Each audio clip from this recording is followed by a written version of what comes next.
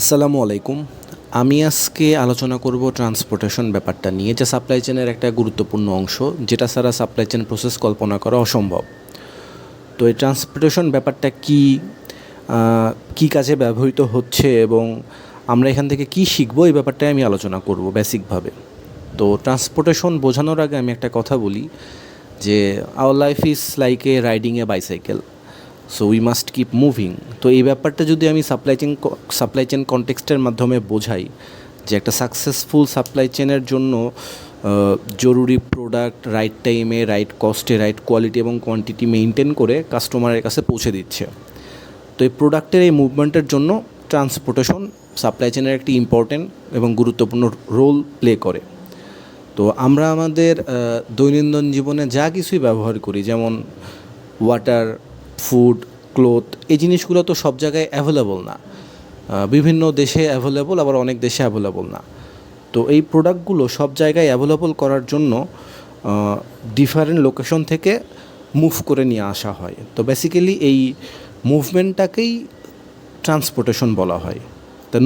আমি যদি সহজভাবে বলি, the movement of product one place to another place is call transportation.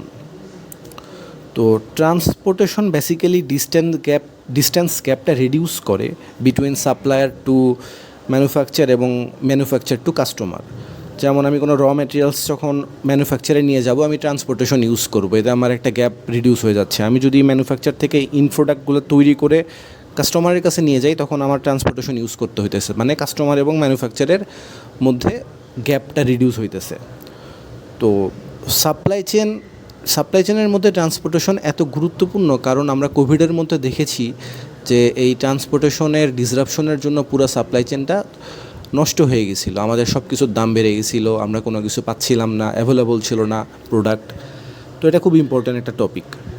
তো আমি এখন কথা বলবো মোড অফ ট্রান্সপোর্টেশন নিয়ে। ট্রান্সপোর্টেশনের বিভিন্ন মোড থাকতে পারে, যেমন railway mode, water mode, road mode, airway mode এবং পাইপলাইন মোড। আমি যদি প্রথমে রেলওয়ে মোডের কথা বলি, যে বেসিক্যালি খুব এসেন্সিয়াল প্রোডাক্ট যেমন আয়রন, কয়লা, এই টাইপের প্রোডাক্টগুলা বহন করার জন্য এই রেলওয়ে লাইনটা ইউজ করা হয়, এবং খুব বাল্ক পরিমাণ অনেকগুলো ম্যাটেরিয়ালস একসাথে বহন করার জন্য এই রেলওয়ে লাইনটা ইউজ করা হয়ে থাকে।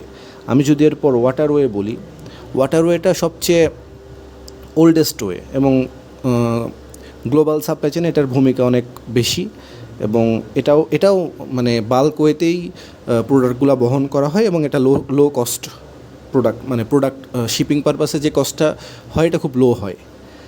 এরপর যদি আমি বলি রোড ওয়েটা, এটা শর্ট এবং শর্ট ওয়ে এবং মিডিয়াম ওয়ের জন্য এই রোড ওয়েটা ইউজ করা হয়ে থাকে। বেসিক্যালি রিমোট এরিয়া অথবা ডোর টু ডোর কাস্টমারের ডেলিভারি ক্লিয়ার করার জন্য এই রোডওয়েটা ইউজ করা হয়ে থাকে।